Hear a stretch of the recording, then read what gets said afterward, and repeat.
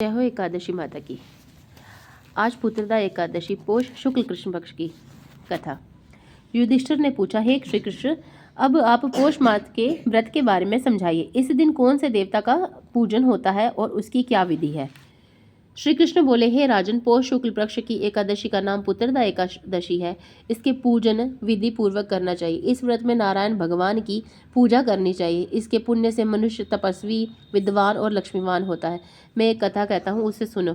भद्रावती नगरी में सुकेतुमान राजा राज्य करते थे। उनके कोई पुत्र नहीं था। उनकी रानी का नाम चंपा था। वह दोनों सदैव वंशधर पुत्र न होने के कारण चिंता में डूबे रहते थे। राजा के पुत्र उनके दिए हुए जल को शोकोचास से गर्म करके पीते थे और सोचा करते थे कि इसके बाद हमें कौन पिंड देगा। इधर राजा को भी राज्य वैभव से संतोष नहीं होता था। इसके एकमात्र कारण पुत्रहीन होना था। वह विचार करता था कि मेरे मरने पर मुझे कौन पिंड देगा। बिना पुत्र के पितरों और देवताओं के उन्न नहीं हो सकते। जिस घर में पुत्र ना हो वहाँ सदैव अंधेरा ही रहता है। इसलिए मुझे पुत्र की प्राप्ति के लिए प्रयत्न करना चाहिए। पूर्व जन्म के कर्मों से ही राजा इस जन्म में पुत्र और धन आदि मिलते हैं। इस तरह राजा दिन रात इसी चिंता में लगा रहता था।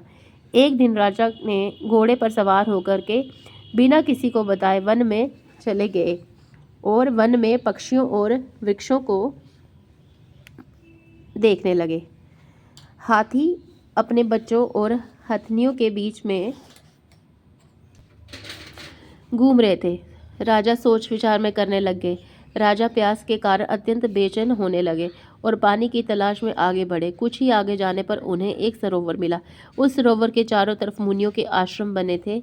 उस समय राजा के दाहिने अंग फड़कने लगे। राजा मन में प्रसन्न होकर के सरोवर में किनारे बैठे हुए मुनियों को देख करके घोड़े से उतरे और दंडवत करके उनके सन्मुख बैठ गए। राजा को देखकर मुनीश्वर बोले, हे राजन, हम तुमसे अत्यंत प्रसन्न हैं। तुम इस जगह क्यों आए हो, सो कहो। राजा ने उनसे पूछा, हे मुनीश्वर, आप कौन हैं और किस लिए यहाँ हैं। तब मुनि बोले, हे राजन, आज पुत्र की इच्छा करने वालों को संतान देने वाली पुत्रदा एकादशी है।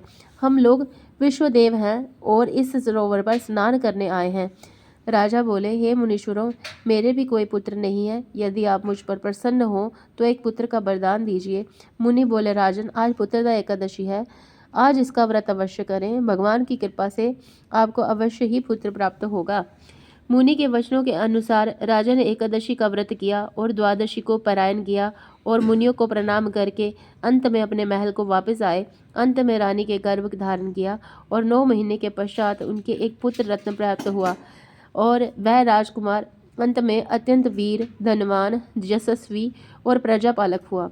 भगवान श्री कृष्ण बोले, युधिष्ठिर, पुत्र प्राप्ति के लिए पुत्र एकादशी का व्रत करना चाहिए। जो मनुष्य इस महावाक्य का श्रवण व पठन करते हैं उनको स्वर्ग मिलता है। कथा का सार। पुत्र न होना बड़ा ही दुखपूर्ण है। उससे भी दुखपूर्ण है पुत्र का कुपुत्र होना। अतः सर्वगुण संपन्न और पुत्र पाना दुर्लभ है। ऐसा पुत्र उन्हें ही प्राप्त होता है जिन्हें साधुजनों का आशीर्वाद प्राप्त हो तथा जिनके मन में ईश्वर की भक्ति हो। इस कलयुग में सुयोग पुत्र की प्राप्ति का उत्तम साधन पुत्रदा एकादशी व्रत ही है। जय हो प्रभु। कथा समाप्त।